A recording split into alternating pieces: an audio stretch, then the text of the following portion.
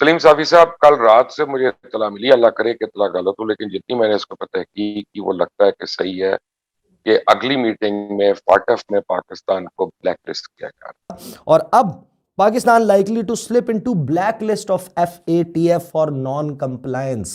اور میں برملا آپ کو بتا رہا ہوں کہ یہ کئی وجوہات کی وجہ سے ڈیسائیڈ ہو گیا، اور جو دو بہانے دیے جائیں گے اب یہ ریزن نہیں ہے، لیکن یہ دنیا کو بتانے کے لیے ریزن ہے کہ ایک حکومت کا معاہدہ جو ہے TLP کے ساتھ جو ہوا وہ وجہ ہے، اور دوسرا یہ کہ حافظ سعید کو اور مسعود اظہر صاحب کو حوالے نہیں کیا گیا ہندوستان کے، یہ دوسری وجہ بتائی جائے۔ پاکستان نے جو فائنینشل ایکشن ٹاسک فورس کا پاکستان کو دیا گیا پلان آف ایکشن تھا، اس پر کیونکہ عمل درآمد نہیں کیا، لہٰذا پاکستان لائکلی ہے، یہ بہت قوی امکان ہے اس بات کا کہ پاکستان کو بلیک لسٹ میں ڈال دیا جائے گا۔ All this is added on to the worries of this government. لیکن دو چیزیں اور ہیں کہ جس پہ کی وجہ سے یہ یقینی ہے، ایک میڈیا فریڈم اور دوسرا جو مسنگ پرسنز۔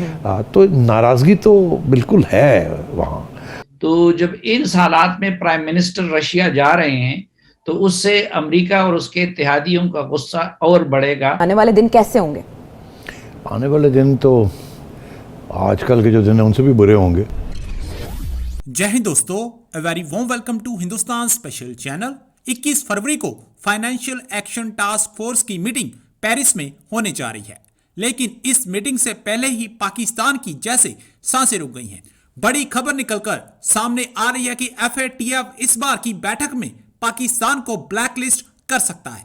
پاکستانی میڈیا میں یہ چرچا بڑے زوروں شوروں سے ہو رہی ہے کہ FATF اس بار پاکستان کو بلیک لسٹ کرنے جا رہا ہے، کیونکہ پاکستان نے FATF دوارا جاری کیے گئے کمپلائنسز پر کوئی بھی کام نہیں کیا، اسی لیے FATF پاکستان کے خلاف کوئی سخت ایکشن لے سکتا ہے۔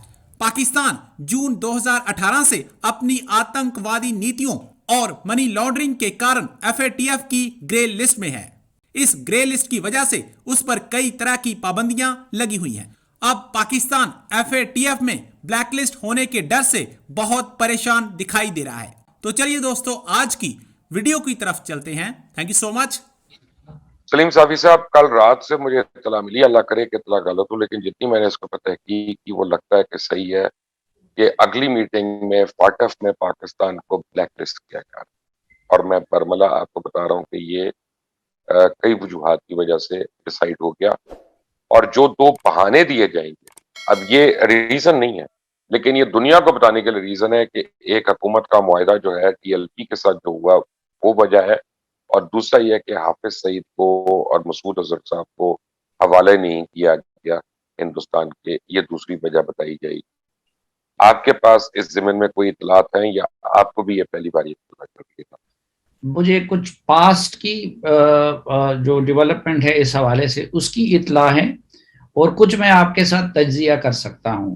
البتہ امریکہ اور اس کے اتحادیوں سے مزید سختی کا امکان ہے۔ ایک تو ظاہری بات ہے کہ یہ حافظ سعید وغیرہ ان کے ڈیمانڈز تھے اور جو پاکستان پورا نہیں کر سکتا۔ دوسرا TLP کا جو معاہدہ ہے وہ ابھی تک پاکستانی قوم کے ساتھ بھی شیئر نہیں کیا گیا ہے، تو اس کے بارے میں بھی ویسٹ کے وہ ہیں۔ لیکن دو چیزیں اور ہیں کہ جس پہ کی وجہ سے یہ یقینی ہے، اور مثلا اس سے پہلے گرے لسٹ میں رکھنے کے لیے جو جواز بنایا جاتا تھا، ایک میڈیا فریڈم تھا، کیونکہ جو ویسٹرن کنٹریز تھے وہ اس حکومت میں پاکستان کے میڈیا فریڈم کے حوالے سے مطمئن نہیں تھے۔ اب اس سال میں میڈیا کے ساتھ اور زیادتیاں ہوئی، اور اسی طرح دوسرا مسئلہ جو ان کا ہے اور جس کو وہ ایکسکیوز بناتے ہیں، اب ایکچولی ان کا کیا ہے کیا نہیں ہے، لیکن ایک میڈیا فریڈم، اب اس میں پاکستان کا گراف عمران خان کی حکومت میں تو ظاہری بات ہے پچھلے 2 سالوں میں بھی بہت خراب ہو گیا تھا، اور اس سال میں تو انہوں نے بالکل میڈیا کے ساتھ جنگ شروع کر دی ہے۔ اور دوسرا جو مسنگ پرسنز کا یا ہیومن رائٹس وائلیشن کا، اور بالخصوص اقلیتوں کے ساتھ جو واقعات ہو رہی ہیں، وہ واقعات بھی اس دوران بڑی ہیں، کم نہیں ہوئی ہے۔ اور تیسرا ایک جو بڑا میں کہتا ہوں کہ ظاہری بات ہے یہ تو ایکسکیوزز ہوتے ہیں، بہانے ہوتے ہیں، اصل چیز تو وہی ہے کہ گروپنگ، اب آپ امریکہ کے کیمپ میں ہیں یا نہیں ہیں.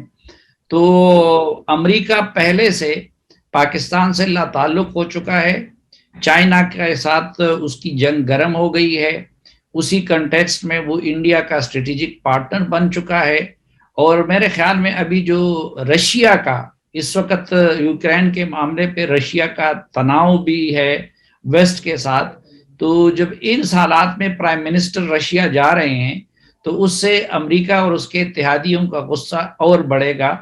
تو اس تجزیے کی بنیاد پہ مجھے آپ کی اطلاع میں کچھ وزن نظر آتا ہے کہ ہو سکتا ہے کہ ایسا ہو جائے. اور انڈین لابی کتنی سٹرونگ ہے آپ اس بات کا اندازہ لگائیں کہ انڈیا کے فارن منسٹر جو سبرامنیم جے شنکر ہے وہ ببانگ دہل علل اعلان اس بات کا اعتراف کرتے ہیں کہ انہوں نے پولیٹیسائز کیا ہوا ہے فائنینشیل ایکشن ٹاسک فورس کو.